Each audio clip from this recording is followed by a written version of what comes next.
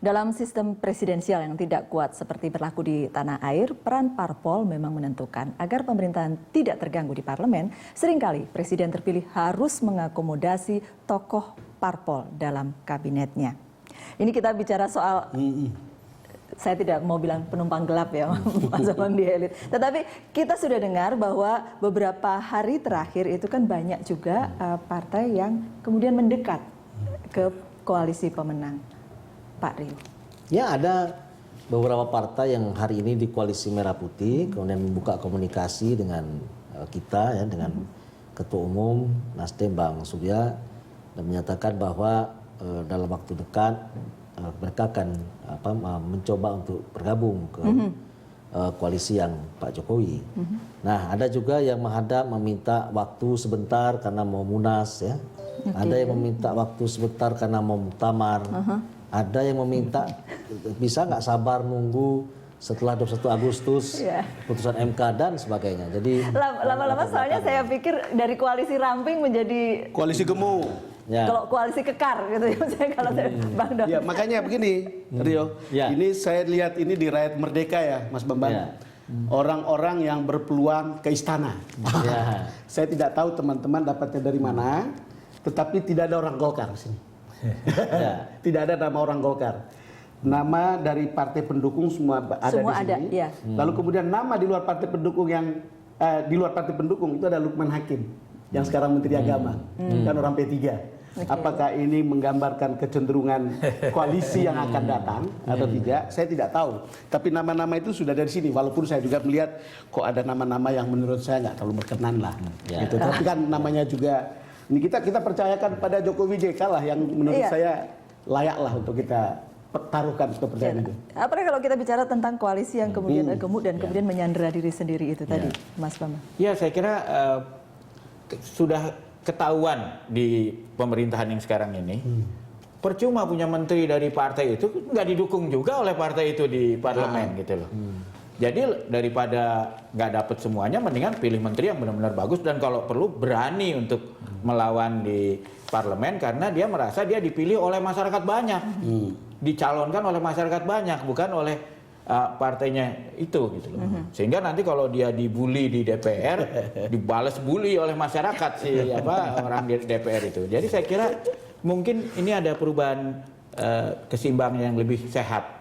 Kemarin itu saya kira parlemen terlalu mendominasi ya, sehingga pemerintah seperti macet gitu. Nah, mungkin sekarang akan kembali lebih sehat hubungannya. Perkiraan Pak Ikra? Jadi begini, kalau kita lihat sampai akhir pemerintahan inilah ya, itu memang perubahannya drastis dari yang kalau zaman Orde Baru itu eksekutif heavy, sekarang menjadi parliamentary heavy ya. Itu kalau kita lihat legislatif heavy lah ya. Tapi kalau kita perhatikan memang ada upaya untuk balancing ya. Balancing juga dari peraturan. Saya beri contoh misalnya dalam budgeting ya, itu DPR yang akan datang itu tidak akan sekuat DPR yang sekarang. Enggak sedetil sekarang. Kenapa demikian? Karena kan cuma sampai satuan satu aja yang besar aja ya. Saya kebetulan pegawai negeri jadi tahu satuan satu. Jadi ngerti banget soal itu ya. Dan Prof jangan salah loh, itu bukan karena dibuat DPR atau pemerintah, tapi oleh masyarakat ke Mahkamah Konstitusi. Betul. Jadi yang memperbaiki ini masyarakat. Betul. Nah nanti juga misalnya Undang-Undang MD3 misalkan, ini yang sudah itu bisa lewat sejenak aja itu. Buat saya nanti juga akan bisa ada perubahan besar. Ya. Apalagi KPK, DPD udah menolaknya ya, dan bukan mustahil juga udah masuk juga ya judicial review terhadap Undang-Undang MD3 ini ya, dan bukan mustahil itu akan berubah juga ya. Nah, satu hal yang juga menarik ya, kita tahu bahwa selama ini kan Golkar terlalu percaya diri bahwa pasti dibutuhkan ya di dalam kabinet ini ya, dan Abu Rizal Bakri juga sudah berjanji bahwa dia akan berkoalisi di parlemen dengan Jokowi kan gitu kan. Tapi buat saya tahun ini juga ini suatu hal yang menarik. Kenapa menarik ya? Saya melihat bahwa bukan mustahil kalau memang jalan pikiran saya nih benar, itu yang diambil nanti bukan Golkar, tapi misalnya ada rekonsiliasi antara PDIP dengan Demokrat ya, dan kemudian ditambah dengan P3 ataupun ditambah lagi dengan PAN atau salah satu dari mereka. Kenapa demikian? Karena kalau kebutuhannya cuma 50% per satu. Itu satu partai aja menurut saya agak udah cukup gitu untuk mengimbang. Cuma Prof, karena ini kan ceritanya Golkar kan belum terbiasa berada di luar kan. Sekali-sekali belajar. Dan dia akan mengambil belajar. semua langkah kan gitu. Dan kita dengar-dengar di luar kan sudah ada kelompoknya Agung, kemudian ada Pak Hidayat, MS Hidayat, lalu kemudian mereka akan bikin scrimmage itu sebelum Oktober supaya masuk dalam perahu kan, harus seperti itu. Tapi saya setuju, mungkin baik juga untuk sekali-sekali berada di luar dulu. Iya, persoalannya kan ada Pak JK juga di dalam Kalau ada pemerintahan Pak JK di situ kan dengan sendiri kan otomatis dia bisa dekatin personal kan orang Golkarnya. Oh. Atau bisa bisa juga ya. Kita tidak tahu apakah itu nanti dalam bentuk satu koalisi yang resmi ya, artinya Partai Golkar diundang, atau kemudian ini hanya koalisi setengah kamar. Maksud saya beberapa orang dari Golkar dimasukkan ke dalam kabinet, tapi tidak partai itu berada dalam koalisi, bisa saja seperti itu. Ya, karena saya membayangkan ini seperti kejadian pemilu sebelumnya ketika Pak JK juga jadi wakil presiden, ketika Golkar kemudian juga pecah dan kemudian ada ya arah itu udah tampak ya. Saya contoh misalnya terlepas dari manuver-manuver Akbar Tanjung yang tidak jelas ya. Di satu sisi dia melakukan pendekatan ke Jokowi JK, di sisi yang lain dia kata Pak Mahfud MD loh, ini menurut Pak Mahfud MD ya, dia yang memanas-manasi supaya tidak menerima hasil perhitungan di KPU ya. Nah ini juga kita juga belum tahu bagaimana ini Golkar ke depan ini. Apakah kemudian apa yang diinginkan oleh tokoh-tokoh yang kemudian mendekat ke JK itu juga akan benar-benar bisa diterima aspirasinya. Tapi faktanya di dalam gimana, Mas Rio? Sekarang di dalam koalisi yang saling mendekati itu gimana? Apa yang menyebutnya? Bukan koalisi yang menyebutnya ya? Ya mereka yang mendekat ke kita, itu yang pasti. Nah kalau suara parlemen belum kan mestinya dicari juga bukan?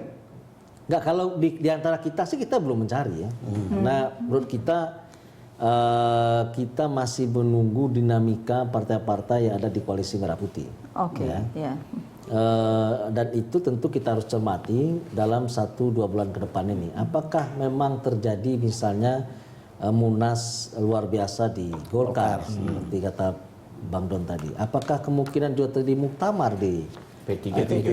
Itu juga akan mewarnai suasana politik Indonesia ke depan, karena itu berdampak kepada masuk ke koalisinya Jokowi, membubarkan koalisi Merah Putih. Itu bandulnya bergeser. Kekuatan di parlemen juga menjadi penyokong, menjadi kekuatan pemerintah. Itu juga ini. Jadi menurut saya memang sebulan 2 bulan ini akan menarik ya. Tentang koalisi yang katanya permanen tidak akan berganti dan sebagainya itu permanennya sampai kapan kita belum jelas juga. Menurut saya memang tapi begini ya, bahwa kami dari koalisi Pak Jokowi tentu dengan tangan terbuka, siapapun partai apapun yang mau bergabung tentu kita terima dengan syarat itu tidak meminta syarat apapun ya, bukan berarti dia punya kader yang bagus belum tentu masuk kabinet, tapi tidak memberikan syarat itu di depan. Saya tidak membayar ini, Prof. Saya tidak bisa bayangkan tidak meminta syarat apapun dan kemudian koalisi yang ini tidak memberikan syarat apapun gitu kan. Itu buat sebuah koalisi saya tidak bisa bayangkan seperti apa jadinya, Prof. Ya itu kalau dalam hubungan internasional itu biasa ya, bahwa kita ya misalnya kalau wakil negara ya, oke, kita mendiskusikan masalah ini without any precondition. Itu biasa. Ya. Kenapa demikian? Kalau kemudian ada syarat-syarat terlebih dahulu, itu yang kemudian menjadi ganjalan. Dan buat saya di dalam politik domestik harusnya juga bisa terjadi seperti itu ya. Ada misalnya kita bisa mendiskusikan mengenai apakah partai A atau partai B itu akan masuk ke dalam koalisi, tapi lagi-lagi untuk mendapatkan atau supaya berjalan ini without any condition. Tapi jadi Prof, tidak ada saya rasa Pak Jokowi sendiri sudah buka ruang jawabannya sebetulnya. Bagaimana mungkin tidak ada prasyarat, tetapi kan dia berlindung di balik saya mau mencari orang profesional. Dan itu ada di partai. Bisa di partai, bisa di luar partai. Jadi mau dibilang koalisi atau tidak, mungkin saja bisa mengambil orang-orang ini lalu kemudian secara tidak langsung jadi kualitatif begitu kan hubungannya. Dan yang paling penting bagi Jokowi kan selesai. Saya butuh kabinet kerja, zakon kabinet, Ya. kabinet profesional dengan kompetensi yang bagus untuk mencapai visinya Ya, kan. saya kira Pak Jokowi sudah berlindung di Facebook ya. Jadi orang-orang yang dititipkan oleh partai itu, dia kalau dia menolak gitu aja kan, dia bukan tipenya kan, Jawa gitu. Dia masukin di Masukin Facebook. aja ya. Coba lihat reaksi masyarakat. Itu betul.